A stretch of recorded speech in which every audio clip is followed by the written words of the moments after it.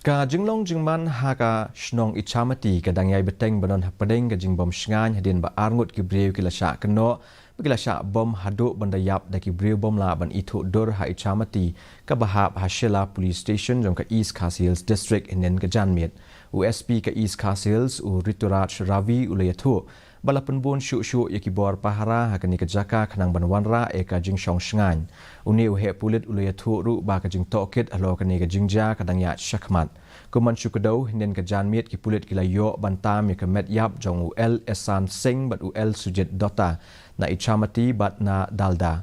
Uniu he pulit ulay ru bana kaliang ketenat pulit ke lalap kesai ru Halor ki subale ya ke ke kam Henry Haduh minta kam syempat lakem Iano ru.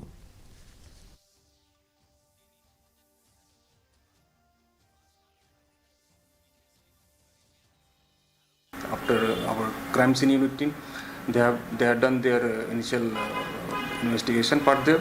After that, we shifted the two bodies to civil hospital morgue. Latest on two aspects. One, that we have, upon receipt of the information last evening itself, we have started the investigation into the matter. What exactly happened? Who are the perpetrators?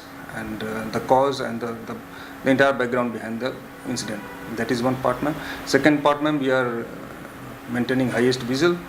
We have beefed up security in all areas so that no untoward incident or there is no breakdown of any kind of peace or law and order in the city and in the entire district. Thank you. Kaseng National People's Party lani NPP kala thiating e